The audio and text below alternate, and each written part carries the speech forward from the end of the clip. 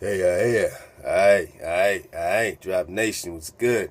This is man, this new info, man, that we're just surfing this wave, man. I'm just so proud of all of y'all, everybody, man, that's been, fighting their families, you know what I'm saying?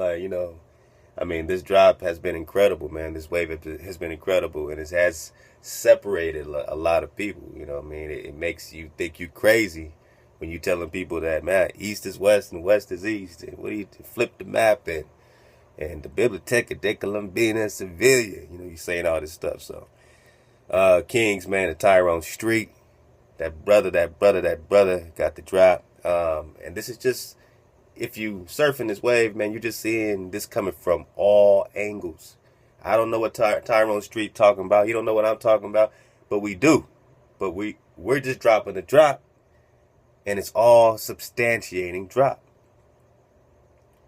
One of the dopest comments I've ever gotten thus far has been a brother saying that, man, I've never seen brothers and sisters and come together in the information the way we're witnessing all y'all come together.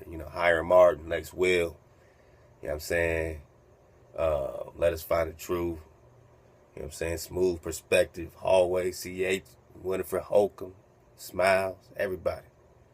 Tyrone Street, you know what I mean? And you know, there's so many, you know what I'm saying? I can't even, it's just popping up all over the place. I'm just so proud of the whole community. It's not about acknowledging X, Y, and Z. It's just, we're all acknowledging the whole. It's not about the individual anymore. Kingdrop is not separate from you. You're not separate from me, because we're saying the same thing. And now that we've dropped the whole Egypt, you checked out that whole Slave Vibration Thoth 6-part series. You checked out what Lex Will's dropped with the Peacock. You checked out, you know what I'm saying, everything Lex Will's dropped, just nothing but bombs, man. Just check out his last drop with the Africa Assyria drop. Wow.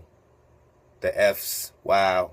Just check out Lex Will's last, like, at least 4 or 5 joints. Just get some popcorn, man, and just have a Lex Will marathon. Have a Hiram Art marathon, and let Us Find the Truth marathon. You gotta catch up. Have a Smiles marathon, man. So check out Kings to you know what I'm saying, Tyrone Street. This king is dropping the Maya presence in Egypt, and how, you know what I'm saying, he's digging up documentation. I'm just sharing his drop on these Egyptian, you know what I'm saying, records, or, recordations of how they were calling these Maya, that which we are calling Maya, they were calling them their teachers. They were learning their information from the West. When we understand the oldest pyramids are here, the Grand Canyon would tell you that. The oldest pyramids are in Mexico.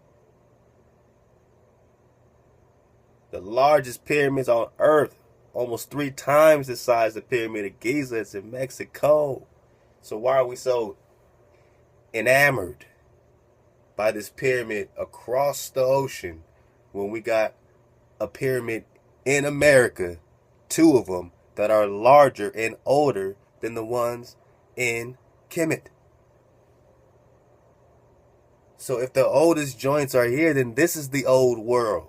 That's why these records are saying that this is the land that popped up first after the first flood. That it popped up before the land of Africa popped up.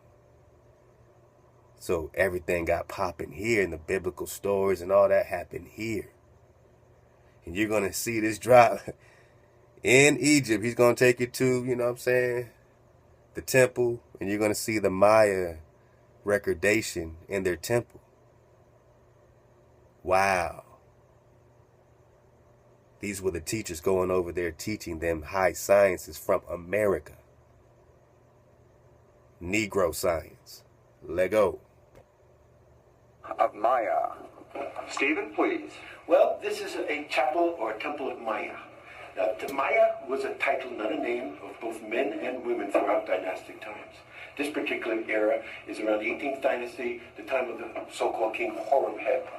Now, the key thing here is 1997 Hakim came to the United States, to California. My research partner, Bob Butter, and I met him for a couple of weeks, and we discussed.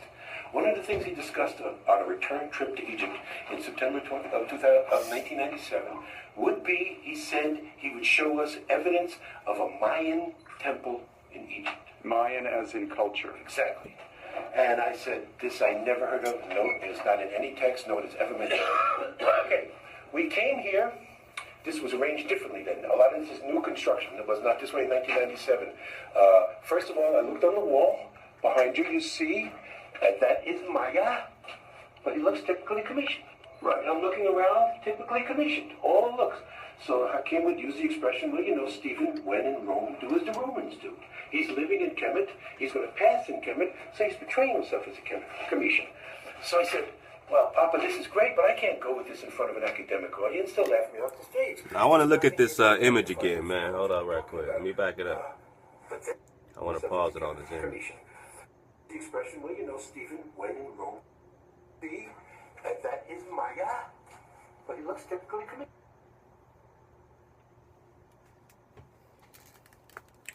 Let me turn my brightness up. I want you to see the image. Let's meditate on that. Do you see the locks? Do you see the locks? Do you see the locks? Or do you see the lock, man? I said the eight man locks in the Maya got locks. Maya got locks. Oh, the Maya got locks. 8 men, max men, and Maya got. Come on, man. Y'all see the locks, man?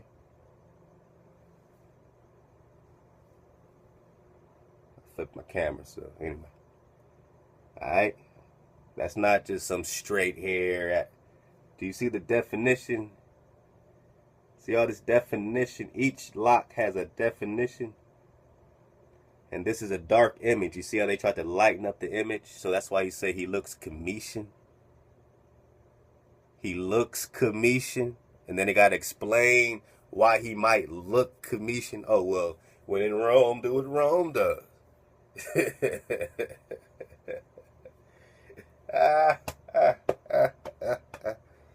Man, body bag. Body bag for the illusion. Body bag. We breaking through the illusion. So this is what they seeing in Kemet, in the temple. But he's going to go further. Right. I'm looking around, typically Commissioned. All looks. So Hakim would use the expression, well, you know, Stephen, when in Rome, do as the Romans do. He's living in Kemet. He's going to pass in Kemet, so he's betraying himself as a Commissioned. So I said, well, Papa, this is great, but I can't go with this in front of an academic audience. They'll laugh me off the stage. There's nothing here to identify with the culture we're talking about. But then there was a keeper like this gentleman here, was here, didn't speak any English, but saw that I was perplexed. He said, come here. This then was boarded up with just a wooden door. And there was latches there. He threw away the wooden slabs, opened the door, and he said, look up. And that is the key. In Kemet. Now those that is studying up on the codexes already understand this is straight up Maya. This got nothing to do with Kemet. This got nothing to do with anything in so-called Africa. And he's going to go a little further on that. This is America. Look at picture 1997. This comes from the Sent West. to the gatekeeper Hanbat's men. He said he recognizes this as the language of the Itza people, whereas Chichen Itza, he said, is an ancient language. But a lot of people are not sure about Hanbat's men. So we went one step further. In 2010, I got to meet Don Alejandro Sur Ojaj. He is the wisdom keeper, the head of the Quiche Maya of all of Guatemala. I showed him this picture, and his eyes went as big as saucers. And he said to me, that is the language of my ancestors. That is a calendar. That is telling the date of when Maya was here. And how we can't read it, he can't even still read it, but he knows that the circles and squares and different colors, arrangements, and the spokes in the wheel are indications of a date. So, this has never been discussed by any Egyptologist. They cannot put this in a Commission context. There is nothing, or maybe there is others that Yusuf has seen, but there's nothing like this in the rest of Egypt. So, Mayan elders recognize this. as part of their culture. So now the key is Maya. The word is a title. Men and women had the title. Very interesting because we've talked about the difference between Egyptian, Arabic, and other Arabic. Listen up. In Egypt, one of the key words for water is Maya. It is not pronounced the same way in any other Arabic country. If you went to Saudi Arabia, they would say Ma or Meh. Only in Egypt is it pronounced Maya, and it means water. So I asked Hakim, could the title Maya actually have meant he who came from across the water, or ones who came from across the water? He said yes. So here is what we call diffusionism. Okay. Whatever. Maybe it does, maybe it don't. But that is interesting that the name for water in Egypt, and only in Egypt, is Maya.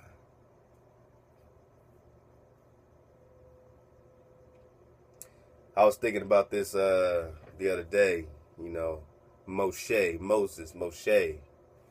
And, I believe it says in Exodus 2 that he's called Moshe because he was found, in water, or had something to do with water. And so they're in so-called Egypt. Moshe is named, his name after water is Maya. And, I don't know. Obviously, they both start with M. But whatever that mem is, whatever that is, whoever is the philologist, the language people might be able to link whatever this title Maya is with the title Moshe that was given. And how these things are now linking up in America. We're going to get a little deeper into that. But this is Maya in Kemet, and let's go a little deeper. Let's go. Archaeology, diffusionism, anthropology, saying that there had to be cultural contact between these individuals thousands of miles across the sea. And this is the evidence that Hakim told us that there was a Mayan living in Egypt 3,300 years ago. Let somebody else define that for me and tell me that that is Cometian or Egyptian or dynastic or anything else.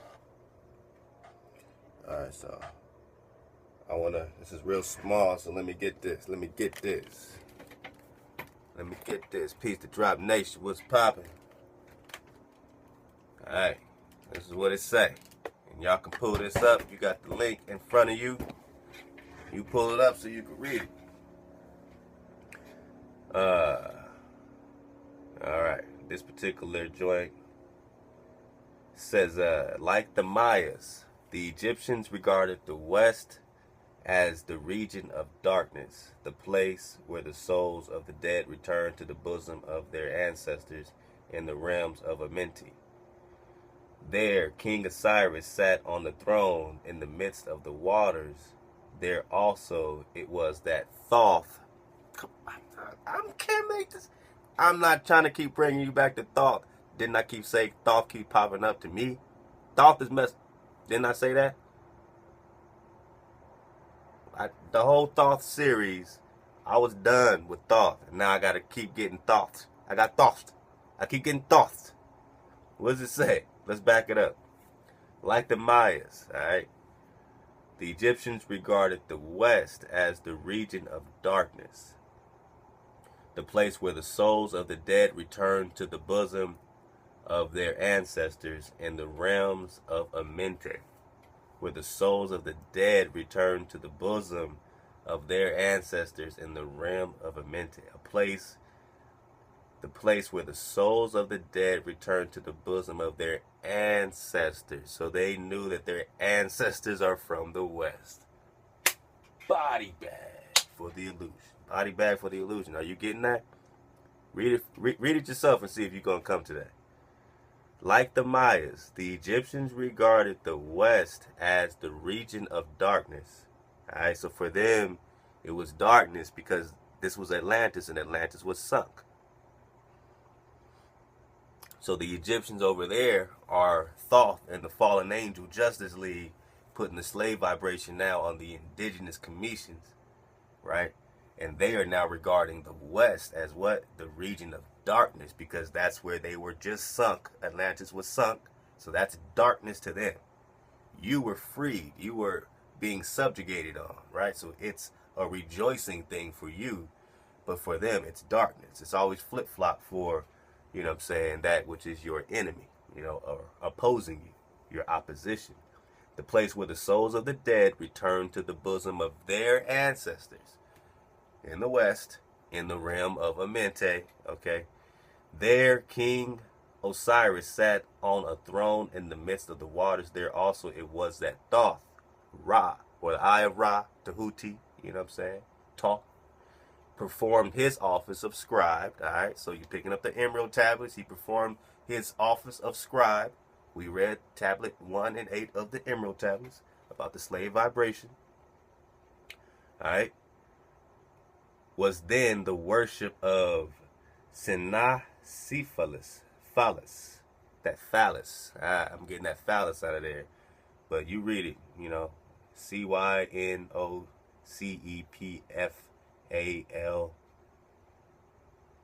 I guess that's an NS.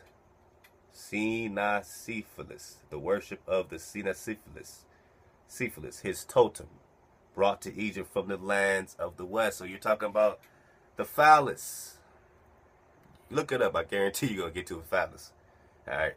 So was then the worship of the Cynocephalus, his totem, brought to Egypt from the lands of the west.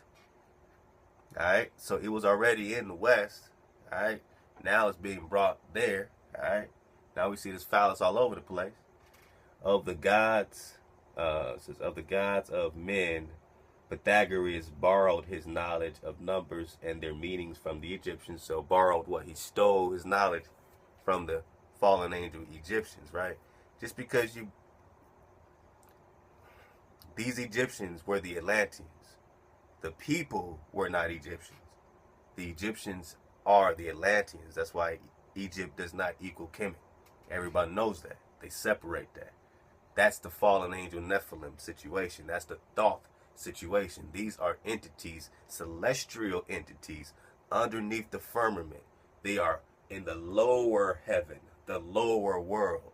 They exist lower than the vibrational layer that separates the waters from the waters, right? The higher octaves, that is what you tune to in the throne of Heya. I am, that existence. That's your everlasting consciousness. That's when you wake up and you say, okay, I am conscious. The first real question when you're awake is, well, whose consciousness am I in? And can I ever escape it? You know, my camera's flipped, so I know I've been yelling at you over here, but I'm talking to all y'all. Drop Nation. I'm giving a speech. Do you understand me? All right? Nah, I got you. So then we realize, all right, so I'm in a conscious, so it can only be the order of the conscious I'm in. There is no consciousness outside of the consciousness I am in. I am in a tent, right? The Most High stretched it out, Shammai, right? He stretched it out like a tent to live in. So if we live in a tent, where do you think you're going to go? They still say they can't figure out how to get past the Van Allen belt, yet we went to the moon. But they still don't know how to get past the Van Allen belt. They still can't get out. They can't get out. I mean, you know, they got little portals and little celestial superhighways, and they can travail space and time, but space and time only exists underneath the firmament, the dome, the vibrational layer. Above it, there is no space and time, so you're born into space and time. You're born into sine. You're born into sin. Sine, cosine, y equals cosine x, whatever that equation is for space and time, that cosine, that sine, you're born into space and time. Sine, S-I-N-E or S-I-N, sin, you're born into it. You're born into the slave vibration of the artificial grid from the artificial harmonics that are these pyramids built to the celestial, built for the harmonics of the celestial, not built for Heya Heya. Heya Heya don't need help with his harmonics.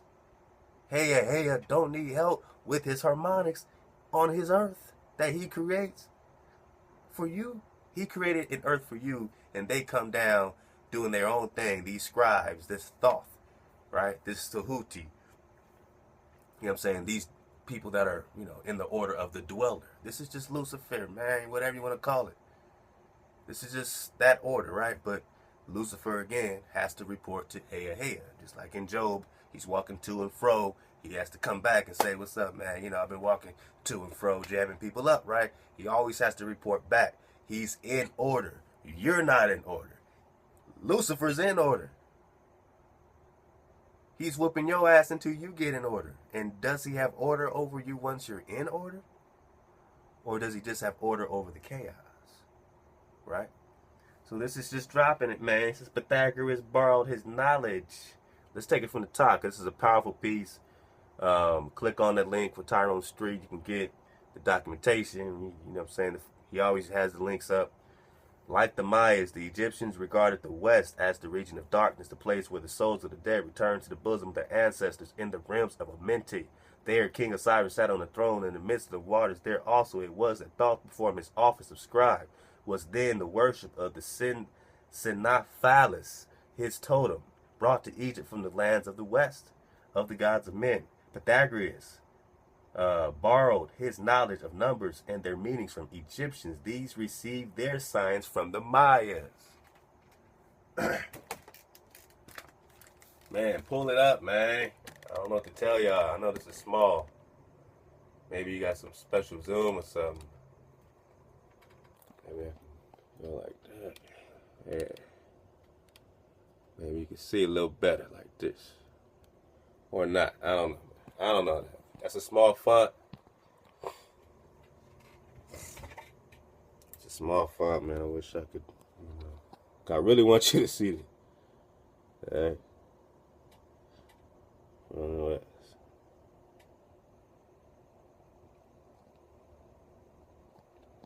Right there. Yeah. Just read that paragraph right there.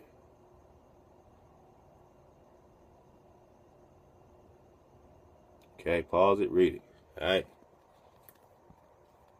Alright. So, this is cold word. This is tying everything together, man. Tyrone Street, you a bad motherfucker, man. You're a cold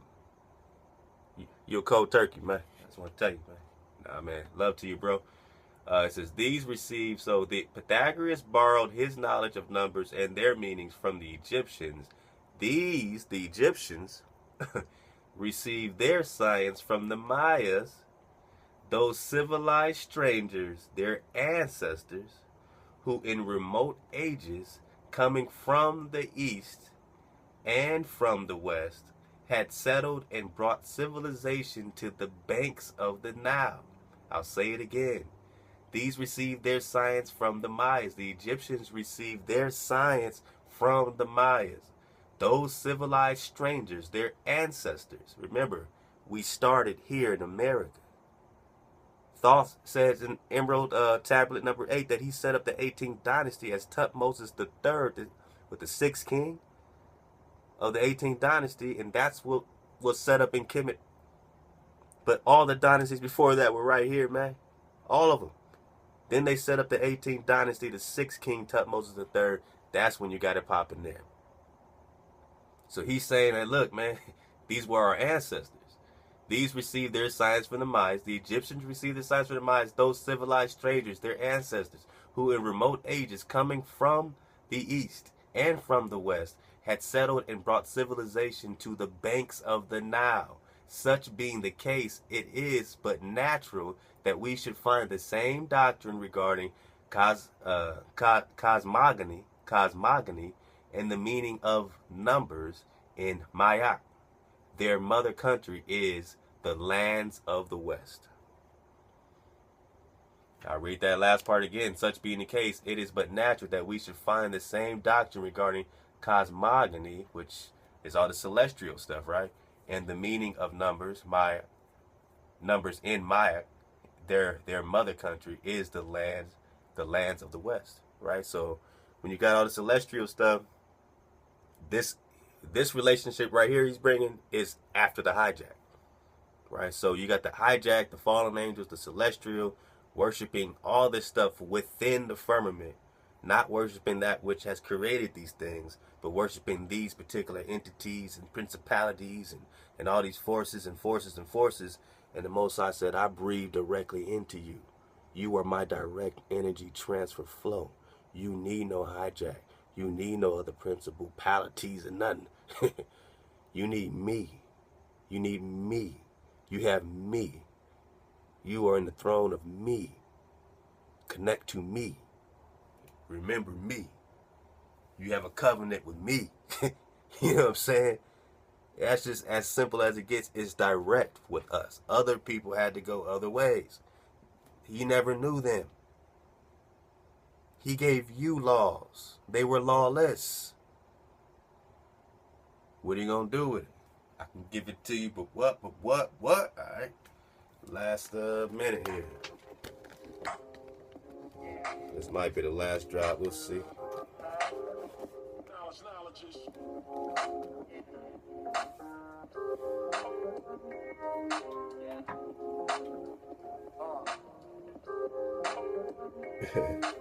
Hey, man.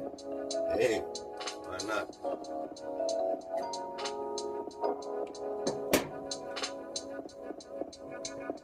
All right.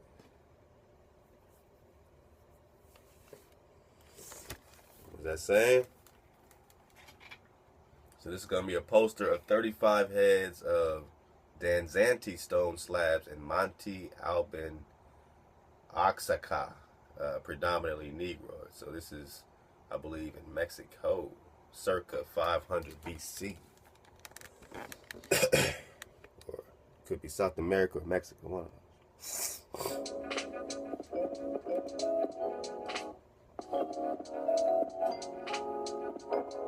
So this is what they're finding, circa around 500 BC. All these Negroid heads and faces and all this kind of stuff like that. Again, copper color races, all that kind of stuff. The Egyptians are here. They found everything here. They found, like Lex will drop, one group of, pilgrims or, people trying to investigate in the 1800s might encounter a whole nother tribe that's not even, got nothing to do with another tribe, but they're writing about them as if, oh, well, no, the people of the West could not be Israel because but they are talking to a whole nother tribe of people, and then somebody else would come across and see that these people have the same customs, the circumcision, and all this other stuff, and say, oh, well, it's unmistakable. These are clearly the lost tribes. But they're talking to a different tribe. So you can't just take one book and say, oh, okay, yeah, well, this person found some Indians and they said that they got nothing to do with Hebrews. Well, they encountered a whole nother tribe of Hebrews or a whole nother tribe of indigenous melanated people, and somebody else encounters another one. So, you know what I'm saying? You're going to find information all over the place. But look at these faces. It's right in your face. Huh. Like that. I like that. I like that time.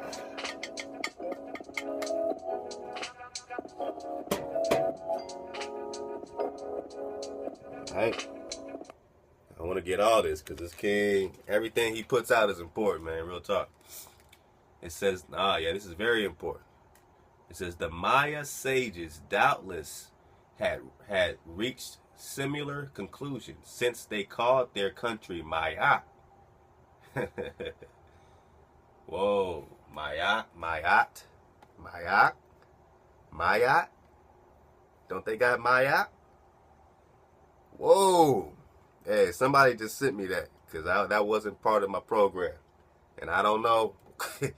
But dang, it sure sound, Maya. Does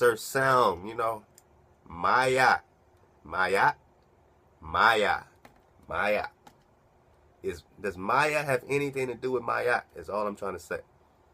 Could Maya have anything to do with Maya? I'll just leave it at that. The Maya sages doubtless had reached similar conclusions since they called their country Maya. That is, the land first emerged from the bosom of the deep.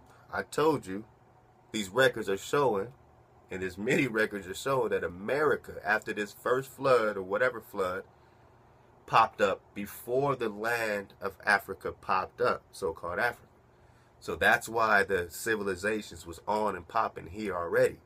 And that became other fertile land later, right?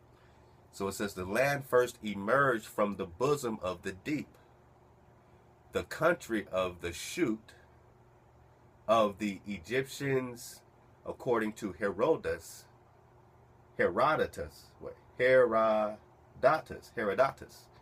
boasted that their ancestors in the lands of the West were the oldest men on earth.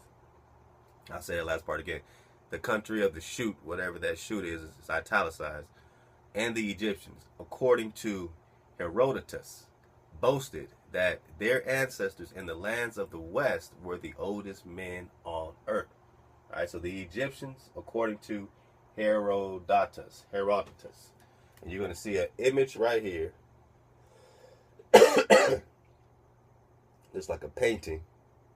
And it's showing a African student and a American master teacher. And it's an image, which is very interesting.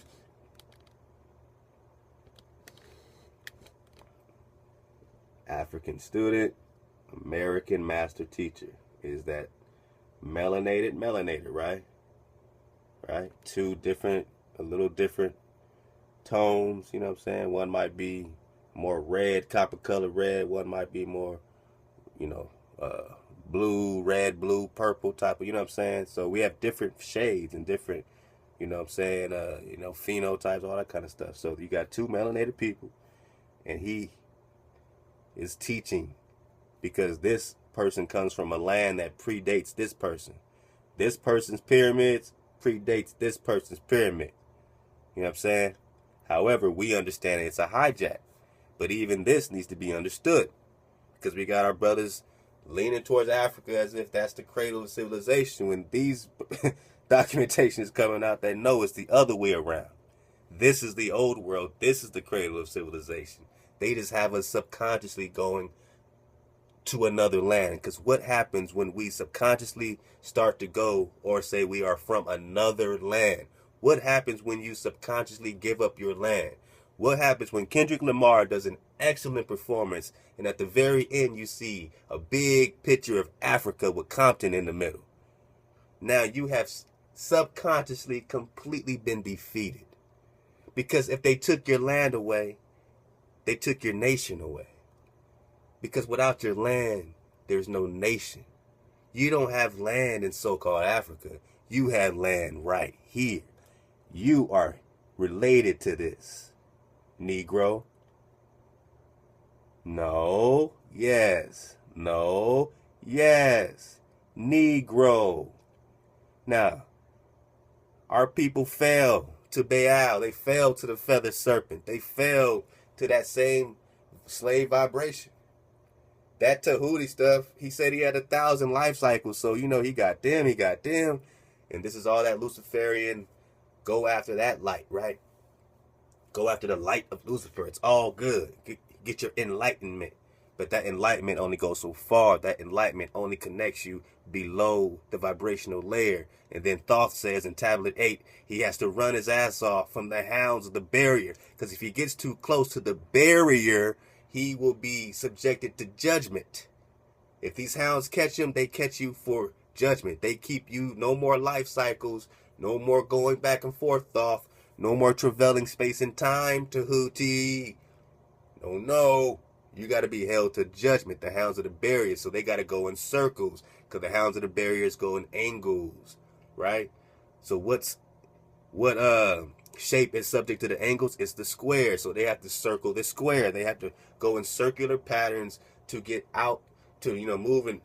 They have to go in circular patterns in which angles don't even exist to outrun the hounds. And the hounds better not catch them before they get back into their bodies, or else they're going to be, their soul has been taken into judgment. So it's a very dangerous game they play, but they have to outrun the hounds of the barrier. Who are the hounds? These are the angels protecting your vibrational barrier that connects to your throne in your father's house. Your child can walk in your room at any minute. You're the king of your castle, right? Or the queen of your castle.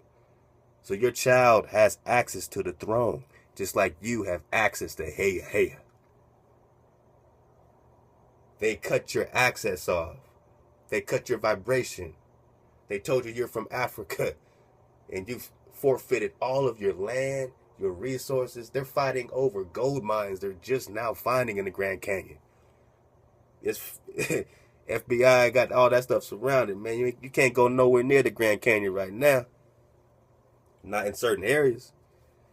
They're finding new gold mines. Whose gold is that? Oh, no. It's not yours. You're from Africa. You don't understand that the gold is here, man. The resources are here. Everybody loves it here. Look around. Whose land is it? Oh, no, it's not yours. You're from Africa. But then you're going to say, oh, well, we're all melanated brothers. Is that how tribal works? Is that how... Open a history book, a real history book. Just research history and tell me, does it work like that? We're just a melanated family. Did it work like that? Or was it tribal war? After these, this knowledge was passed, could he go back and it be all good, or did he have to still fight Canaanites and any other Amorites or any other ites that are trying to take away from what they got? And then they got to go back and fight all they people, the Nubians and all this other stuff like that. It was tribal warfare. You are the last tribe to wake up. Israel. Everybody looking at you like, hey, you just now starting to get it. Good. But damn, that's not a good thing for me.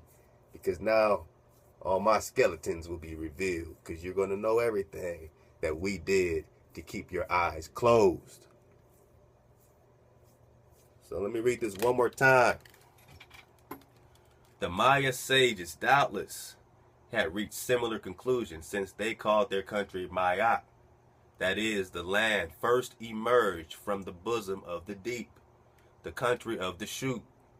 And the Egyptians, according to Herodotus, boasted that their ancestors in the lands of the West were the oldest men on earth. All you, I'm talking to Drop Nation. The oldest men on earth. You, Negro. Now, isn't that coming out in other substantiating evidence right now? That the copper color races here are the oldest indigenous people on earth? Don't the Moors, the Washita Moors right now are recognized in the United Nations as the oldest indigenous people on earth? Right here. Isn't that all substantiating? We got UN records and we got this brother's documentation. Are we getting it now? We got Lex Will dropping the Syria, Africa drop. That they came from Africa, not you. They came out and it took everything. They came out and got all the real resources outside. And they subjugated all the people in between. They're tracing back there. You're indigenous here. And that makes you rich. Because these gold mines belong to you. Didn't the Messiah say he's going to remind you that you're rich? That you're a rich people? So I hope we got time for one more little drop. Lex Will actually just dropped this, so I just want to drop it to continue the spirit of dropping. to continue sharing the process. This is a great, quick joint. Dropping the similarity between Egypt, geographically speaking, and America, geographically speaking. Now that we're understanding, now that we're understanding the connection between the Maya, right, and the sciences that are being passed back and forth. Now, was it hey, right? Of course, we understand this. If that was order, then 300 million of us wouldn't have been slaughtered. If they was in order, we would be thriving right now. But because we're in the conditions, when you see Chicago, Chirac, when you see these brothers getting killed live on Facebook, because we're in that condition, you got to understand, your ancestors did not have the drop. After a certain period of time, the majority of our ancestors did not have the drop. They fell. And we, the Most High said, man, I'm going to get at y'all for generations. And only because I named you, only because I gave my vibration and made my covenants, you know what I'm saying, with those that you never even, man, but I love these people. I made covenants with them. Man, you better be lucky I love Abraham, man. You better be lucky I love David. Woo! I have to remind myself that you guys are related to the people I love. It's how much we don't listen. We just don't listen. We still want to call ourselves Christians and everything else, and Muslims and everything else. And I'm not shooting no daggers and nothing. I mean, but when we're in it for truth right now, and when we have to unite right now, and we can't unite in a Christian and Muslim, then we come together at least as indigenous, and we say, yo, we're rich. We are already unified. We are here together. What are you going to do about it? You've been invaded. You understand? You wake up, you realize you've been invaded. What's your natural reaction? When you wake up and you really realize you're on a plantation, what's your reaction other than to find a way off the plantation? But right now, no one has to put gates up or bars up because consciously you just want to fit in this kingdom. You don't want to walk out of this plantation. Harriet Tubman could not free most of y'all right now. Harriet Tubman couldn't free most of y'all right now. And she's an indigenous woman, which is why she knew all the routes. Because she's from here. Because you were enslaved in your own land. Just like Dr. King said. Alright, so let's check this out. This is about 8 minutes and we out. Make our dismount. Shout out to Truth Unveiled 777 and Lex Will that dropped it. Now you may be wondering, why do I have a map of Egypt open right here, as you can see? Take a good look at Egypt, today's modern Egypt. What do you see? What is that giant river that flows down Egypt and is said to be the cradle of civilization? What gives Africa and mostly all of Egypt life? The Nile River. And as you can see, it flows all the way down. All the way down. And you see, much of civilization started with this river, as all these cities are all based around the river, including Thebes. But what else do you see? On this river, you see that about 30% of the land is separated to the east, and about 60 or 70% to the west of the river. Now, what else do you see on this river? You see a city called Memphis. And if I zoom in a little bit, it's just south of Cairo, Memphis, right here. Where else have I heard that before? Let's keep going. Okay, so if we go here, what is one of the longest rivers in America? Not the longest, but one of them. The Mississippi. Wow, just like the Nile for Egypt. And let's see if I can get a bigger map here. Wow, about 30% of the land is east of this river, and about the rest of the 60 is west. Just like Egypt. 30% over here, 60% over there. It's no different. But wait, you see this long river that gives America much life and substance? Just like the Nile in Egypt? What city do you see on this river that matches this one? Right here. Memphis. Where else have I seen Memphis before? Oh yeah. Memphis, Tennessee, right here. Wow. Memphis right there on the Mississippi River. Just like Memphis, Egypt on the Nile River. Is that a coincidence? No, that cannot be a coincidence. But you want to know what else? What else is so interesting about this? Is that here is Giza, which is very close to Memphis. And as you can see, here's the pyramids of Giza, here's the Sphinx, and all of ancient Egypt, as they like to call it, the cradle of civilization. Is there a pyramid in Memphis, Tennessee? Yes, there is, right here. And look, it's right off the water. Look, it's right off the Mississippi River, right there. There it is. There you see it. You see a pyramid right here in Memphis, in the Mississippi right here, just like you see the ancient pyramids right here, right close, right next to the Nile River, in a city that's on the Nile called Memphis, in Africa's longest river, the river that gave civilization, just like the river that gives America civilization right here, the Mississippi. And you see Memphis right there on that river. Wow, is that a coincidence? Doesn't look like it. So it looks like to me that, in fact, America is ancient Egypt all over again, because I see a pyramid right here in America today. But that's not all. Where else do we see more facts and proof of ancient Egypt here in America today? Well, let's keep going. As we see here, we're back in Memphis, we're back at the pyramid. Look who's there! They have a statue of Ramses the Great right in Memphis, right in front of the pyramid. Wow!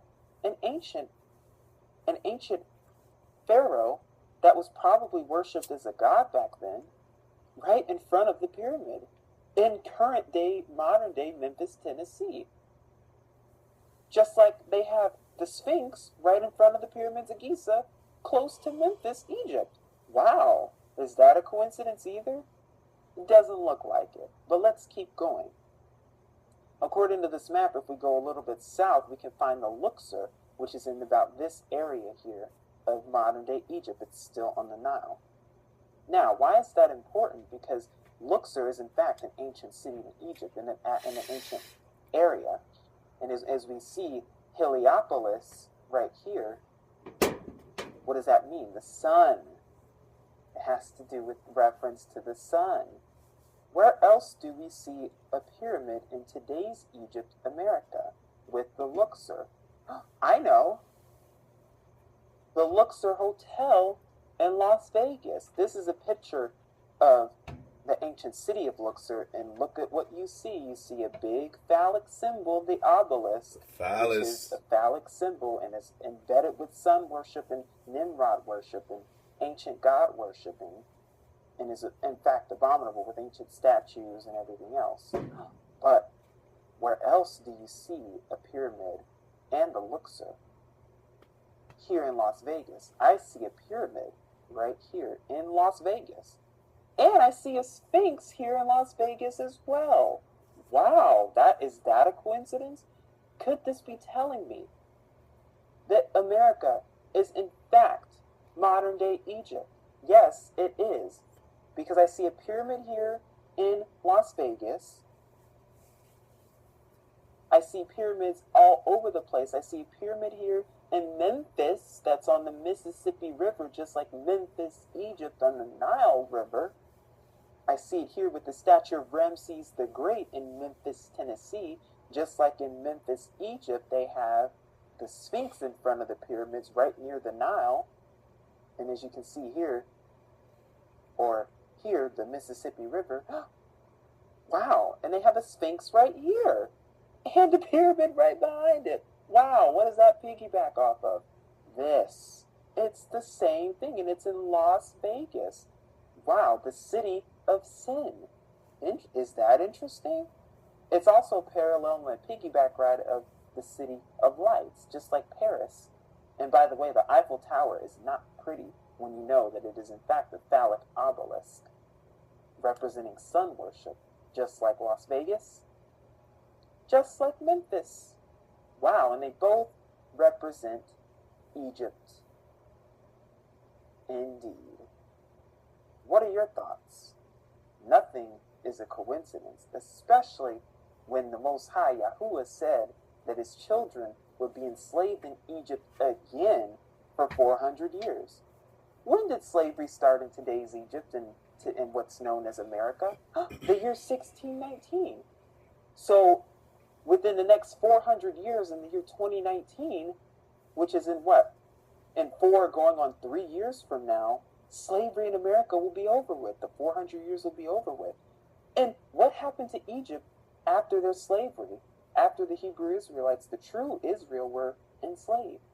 The 10 plagues of Egypt, judgment. And you don't think that's going to happen again in America? Think again. You don't think that's going to happen in today's modern Egypt? Today's modern Egypt? Think again. All right, so that kind of reminded me, I'm just surfing a wave. I was going to end right there. My battery might go out. I'm just going to try to go super fast. That reminded me of my man Hallway CH, man. Hold up. I'm going to try to go quick. My man Hallway CH. Always dropping that drop. Dropped, about the 400 years really being 394. So that was just the perfect lead in to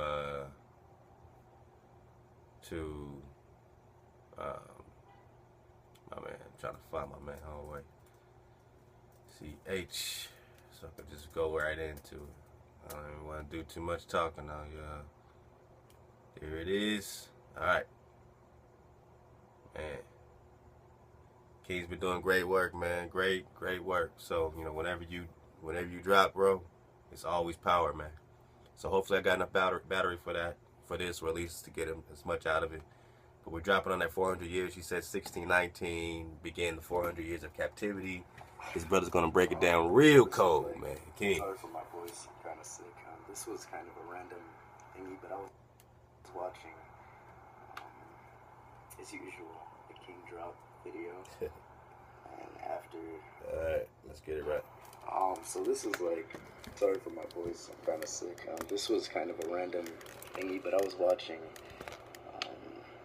as usual, the kingdrop video.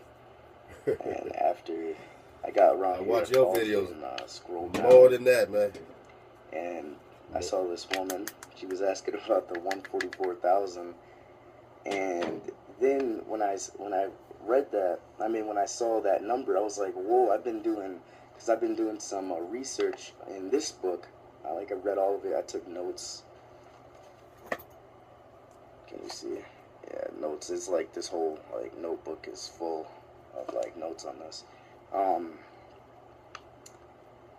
But yeah, I was like, whoa. And in one of the calendar units, notes on the calendar, when I got to it, what was it? The Maya calendar, I remembered the Baktun, right? And a Baktun is 20 Katun, which is 20 sets of 20 years. I don't know. But it equals 144,000 days. So I was like, okay, 144,000 days translates to 395 solar years, which is a year. So then when I read 395, I remembered Genesis 15 and 13, right? With the King James. And he said unto Abram, know of a surety that thy seed shall be a stranger in a land that is not theirs, and shall serve them, and they shall afflict them 400 years. And I got to thinking, okay, it is easier to round it up to 400, because nobody wants to walk around saying 394, 394. Plus that'd be a dead giveaway. So after this, something else sparked in my head. I was like, okay, maybe it wasn't actually 400 years, but 394 like the Mayan calendar. And that's why 144,000 is so vibrant in our minds. So then, this will come later. Then I remembered this video from Lex. He was talking about, basically, a boy was born in 2013. And his name was Messiah, and the judge ordered him to change his name.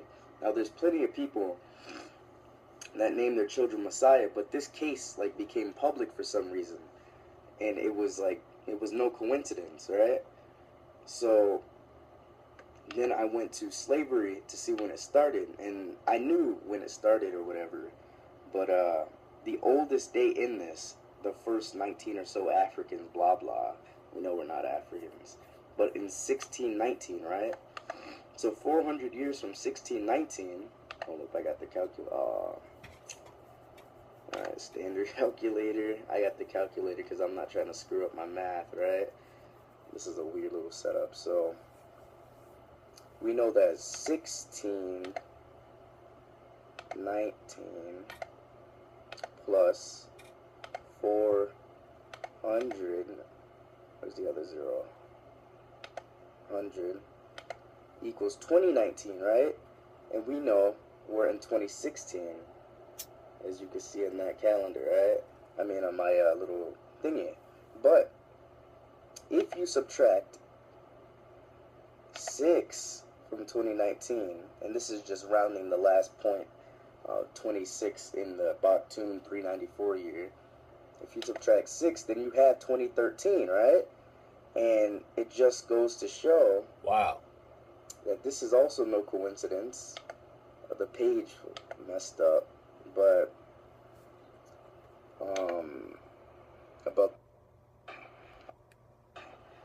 so this is like, sorry for my voice, I'm kind of sick. This was kind of a random thingy, but I was watching, as usual, the kingdrop video. Remnant, I mean, he is in an,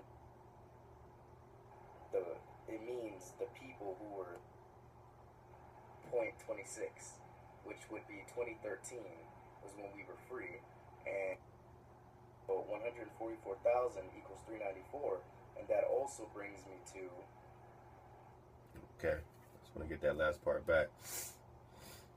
King's doing a great job, man, and you know what I'm saying, go watch Lex Wood's last couple of them. He's gonna touch on the same kid named Messiah, born in 2013. So the same wave is being surfed right here.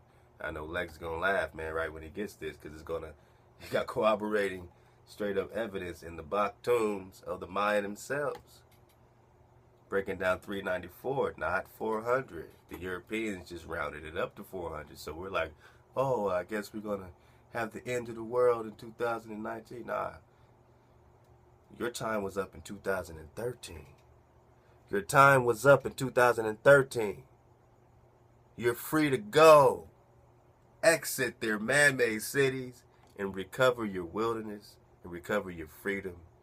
Leave their currency, leave their shit, get your families, and do it before your cities are encompassed with armies. They already are. Before they start kicking down your doors and forcing needles in your kids and creating all this martial law environment. The King Alfred's plan, research that. We just dropped some on it. Go back to that radio show. So come on, we got a few more minutes on this. when it says in Revelations 14,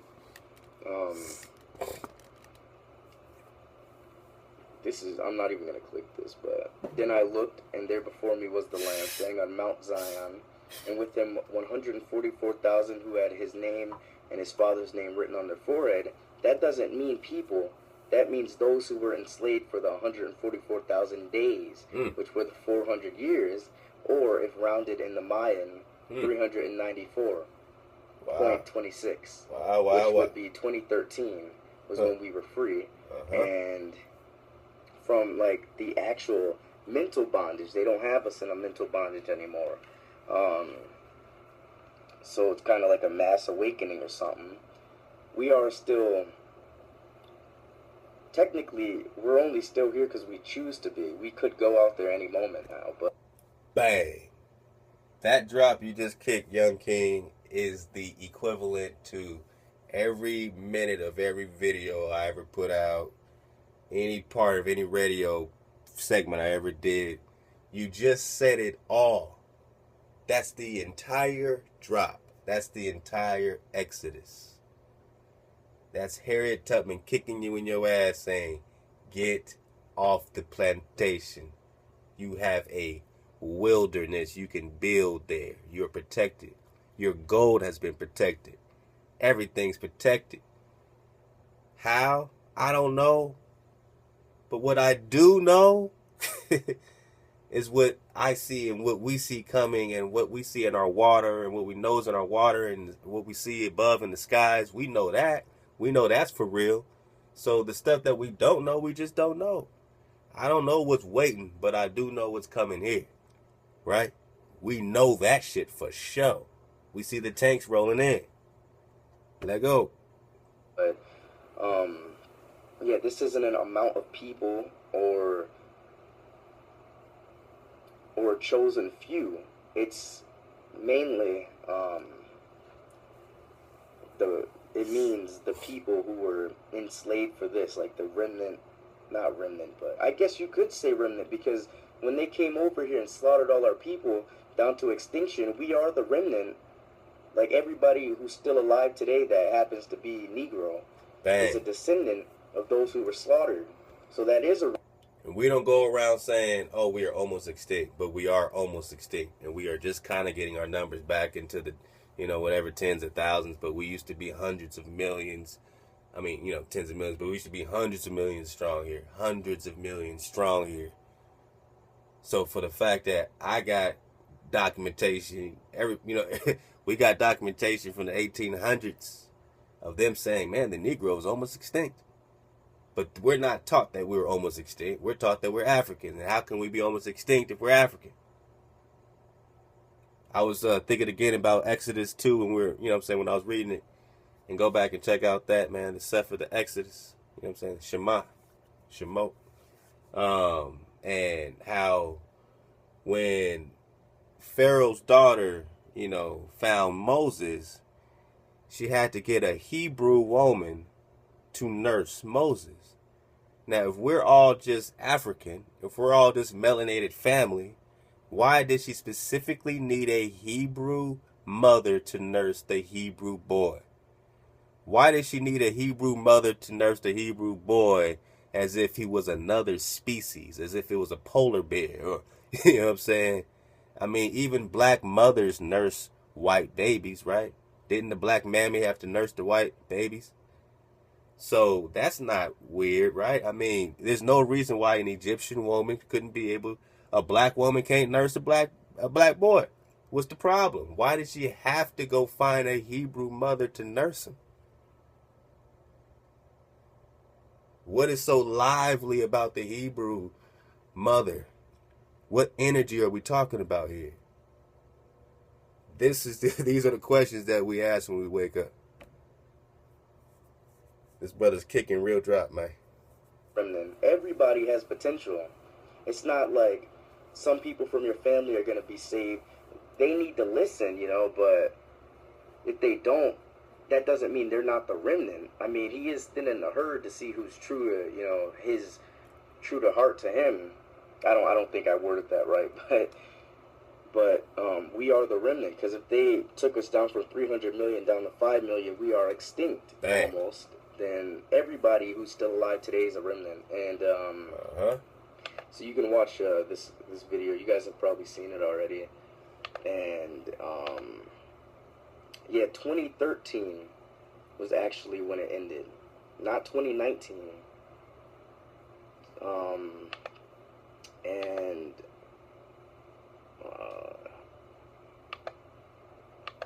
So just to sum it up, right? Because I think I've been pretty confusing this whole time. You did the 400 great years job, my man. in where is it? The 400 years in this verse, Genesis 15, verse 13. My bad. When it says 400 years, it's just a rounded estimate. It really translates to 394 years, which is why 144,000 is brought up later on.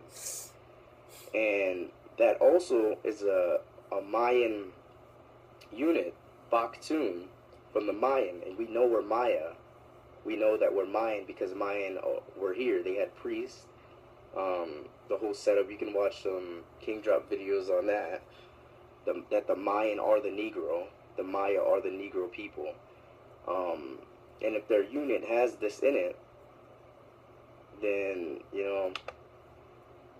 you should also read this book, the prophecies of the book of Chalam Chumayel. It's like a bunch of prophecies. Now, you do have to discern the included false doctrine of the Christians, because, when they translated it, they had to toss in But you should know because, oh, I clicked the wrong one. You should know because as I've read in a previous,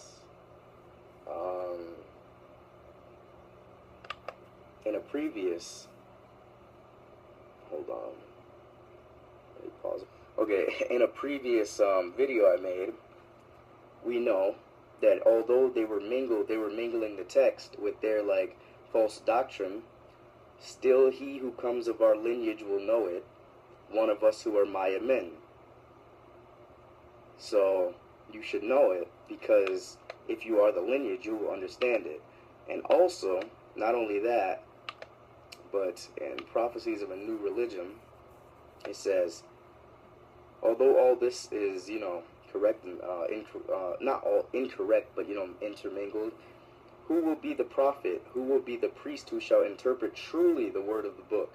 So one of you guys might be the prophet or the priest who truly interprets, the work of the book. It could be any one of us. But if you're true to the Maya men, you'll understand it. So basically, this Messiah guy was the sign that the 400 years, aka 394 years, or 144,000 days, has ended. He was the sign. And as said also in Lex's video. And the 144 mentioned in Revelations is not talking about a set number of people. It's talking about those who were free from the enslavement of the 144,000 days. So with that said, I'm going to end it now. Wow, powerful. But yeah, I do highly recommend that you read the book of Balaam Chumael in the sacred text under Native American. And yeah, I'm gonna end it here. I hope you this is just a theory, but it seems too good to be true, so I don't know. I'm going to end it here though, and if you find anything else, just surf the wave. Keep spread the information. Woo! Surf the wave, man. Surf the wave. I love it. Kings to Hallway CH, man. Beautiful family, man. All right. You know what I'm saying? My battery's about to go out. But I love y'all, man. And this is what we're getting. So we can walk out at any time. Our time is done. Our bid is up, right? That's the power we have. That's the collective energy we have that's dragging us out of the chaos, out the illusion. So, you know what I'm saying? We're remembering. This is our land. We've been enslaved on a land that, you know what I'm saying, we become strangers on our own land. That's why it says, oh, you know what I'm saying, you'll be back in captivity on a land that's not yours. Well, it's yours, but not consciously, right? You're on your land, but not consciously, so it's not yours. You are enslaved in the land that's not yours because consciously you're in Africa. I'm saying stay up, suit up, and choose up. Love y'all.